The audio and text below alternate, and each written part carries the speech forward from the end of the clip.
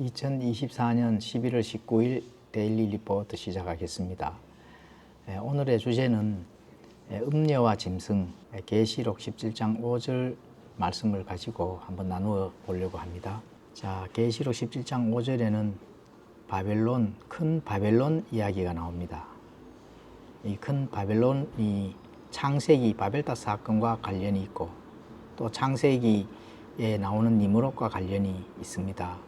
근데 그것이 오늘날 현대 교회와 또 현대 종교 기독교와 이 교회와 어떤 관련이 있는지 한번 살펴보고 나누어 보고자 합니다. 계시록 17장 5절 말씀을 읽겠습니다. 그녀의 이마에 한 이름이 기록되어 있는데 신비라 큰 바벨론이라 땅의 창녀들과 가증한 것들의 의미라 하였더라. 자, 바벨론이면은 창세기 11장의 바벨탑 사건 여러분들 잘 아시잖아요. 바벨탑 사건에서 모든 민족들이 그때는 하나로 뭉쳐서 살았거든요. 언어가 하나고 이렇게 인간들이 하나로 뭉쳐서 살고 하나가 되니까 꼭 하는 일은 하나님을 대적하는 일, 하늘 높이 올라가서 하나님을과 한번 싸워보자. 하나님 없이 안전하게 살아보자. 왜 바벨탑 짓기 전에 엄청난 큰 노아 홍수 사건이 일어났기 때문에 많은 사람들이 하나님께서 또 어떤 또 심판을 해서 자기들을 죽이고 멸망을 시킬 것이다 하는 그런 부분들을 때문에 그런 이 인간들이 하나님을 대적하고 하나님 없는 사회에서 자기들이 유토피아를 구현해보자 하는 그것이 바로 바벨탑 사건이거든요. 자, 그래서 창세기 11장 6절에는 이렇게 말씀합니다. 주께서 이르시되 보라 백성이 하나요 또 그들이 다 한 언어를 가지고 있으므로 이 일을 하기 시작하니 이제 그들이 하려고 상상한 어떤 일도 막지 못하리라. 백성이 하나요 또 언어가 하나니까 자 어떤 일을 시작해 하나님을 대적한 일을 시작하니까 상상한 어떤 일도 막기 어려운 지경까지 간 거죠. 그래서 하나님께서는 어떻게 했습니까? 하나가 되려고 하는 사람들을 지면에 널리 흩으셨잖아요. 창세기 11장의 7, 8절에 보면 그렇게 기록이 되어 있습니다. 자, 우리가 내려가서 거기서 그들의 언어를 혼잡하게 하여 그들이 서로의 말을 알아듣지 못하게 하자 하시고 이처럼 주께서 거기서부터 그들을 온 지면에 널리 흩으셨으므로 그들이 그 도시 세우기를 그쳤더라. 그러므로 그 도시의 이름을 바벨이라 하였으니 이는 주께서 거기서 온 땅의 언어를 혼잡하게 하셨기 때문이라. 주께서 거기서부터 그들을 온 지면에 널리 흩으셨더라. 자, 이때 널리 흩었을 때 자신들만의 종교를 가지고 흩어졌거든요. 그래서 오늘날 이 세상에 많은 종교들, 불교, 힌두교, 또 이 이슬람교 어마어마한 그런 종교가 많잖아요. 그렇게 많은 종교들이 그때부터 이제 하나님을 대적하고 우상 숭배를 하는 그런 종교들이 그때부터 시작되었다고 보시면 됩니다. 자, 그래서 계시록에 가보시면은 음녀, 짐승, 바벨론 이런 얘기가 많이 나옵니다. 그런 부분들은 나중에 성경 탐구 시간에 자세하게 한번 나누어 보기로 하고요. 오늘은 계시록 17장 5절에 방금 읽어 본 것처럼 땅의 창녀들과 가증한 것들의 의미 이거에 대해서 한번 나누어 보고자 합니다. 가증한 것들의 의미 바로 음녀, 음녀죠. 자, 음녀는 바로 답을 드리면은 로마를 본부에 두는 배교한 로마 가톨릭 교회다 이렇게 이제 보시면 됩니다. 그래서 이 음녀가 하는 일, 이 음녀가 하는 일은 계시록 17장의 8절에 등장하는 바로 짐승, 그 짐승과 어떤 일을 하는지 잠깐 전달해 드리겠습니다. 계시록 17장 8절에 내가 본 그 짐승은 전에 있었다가 지금은 없으나 앞으로 바닥 없는 구덩이에서 올라와 멸망으로 들어갈 자니라. 땅에 거하는 자들로서 세상의 창건 이후로 이름이 생명책에 기록되지 않은 자들이 전에 있었다가 지금은 없으나 여전히 있는 그 짐승을 보고 놀라리라. 전에 있었다나 지금은 없는데, 그런데 생명책에 기록되지 않는 자들이 눈을 떠서 딱 보니까 그 짐승을 보고 굉장히 놀라게 되는 거죠. 그렇다면은 이 생명책에 기록되지 않은 자들이 이미 알고 있는 그런 자라는 겁니다. 이게 누구예요? 그렇죠. 성경적으로 등장하는 그 인물은 나중에 다루기로 해보고, 여기서는 이 짐승은 바로 적그리스도가 되겠습니다. 적그리스도. 그 적그리스도가 음녀하고 어떠한 이 세상의 많은 사람들을 배교로 끌고 가는지 한번 살펴보도록 하겠습니다. 그 바벨탑 사건에서 그 흩어지는 그 뜻이 그대로 이제 등장하죠. 바벨의 뜻은 혼란을 뜻합니다. 자, 17장 5절에 신비라 큰 바벨론이라 땅의 창녀들과 가증한 것들의 의미라. 자, 가증한 것들의 의미라는 말은 이 의미라는 말은 그 딸, 자식이 있다는 거거든요.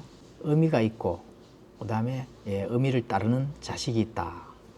이거를 우리가 잘 살펴보시면 이해가 갑니다. 자, 마지막 때에는 이 계시록 17장 5절에 앞으로 될 일, 지금부터 이렇게 준비가 되겠지만은 앞으로 전진적으로 되어서 나가는 그 일들을 하나님께서 보여주시는 거거든요.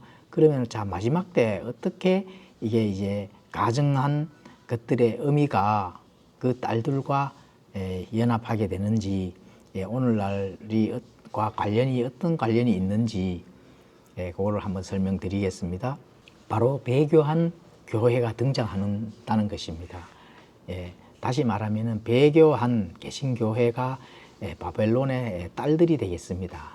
이 바벨론 교회의 바벨론의 딸들이 다시 하나가 되어서 과거의 바벨탑 사건처럼 하나님을 대적하고 우상을 숭배하는 그런 일들이 이제 생긴다는 겁니다. 바로 그것이 바로 세계의 통합교회가 탄생된다는 겁니다. 그렇죠. 거기서 바로 큰 바벨론이 바로 형성된다는 거죠. 큰 바벨론, 이 통합교회가 정치나 경제, 문화 등을 장악하고 큰 세력을 등에 업고, 자, 누구한테 갈까요?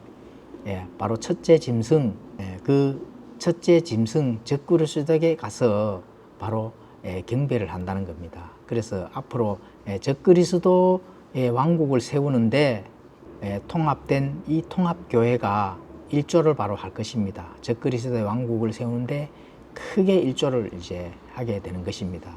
자, 여러분, 거짓 종교의 출발은 바로 바벨론 니무르로서 시작되어서 또 배교한 세계 통합의 큰 바벨론 교회를 탄생시키고, 자, 앞으로 둘째 짐승인 로마 교황이 바로 그렇게 해 나갈 것입니다.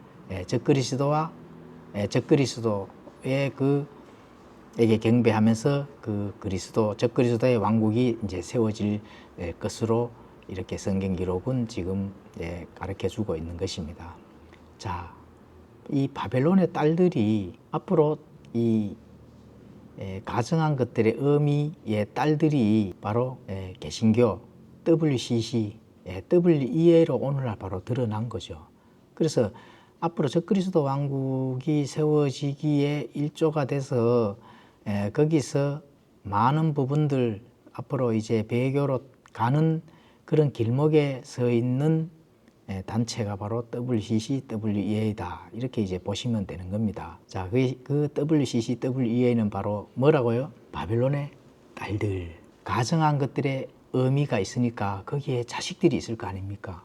그래서 의미를 쫓아가는 그 자식들이 바로 딸들이 되는 것입니다. 그게 바로 뭐라고요? 땅의 창녀들이다. 이렇게 이제 보시면 되는 거죠. 자, 그래서 개신교회에 다니시는 신자들은 그 담임 목사가 WCC, WEA를 지지하는지 옹호하는지 또 거기를 쫓아가는지 잘 확인하고 다니셔야 됩니다.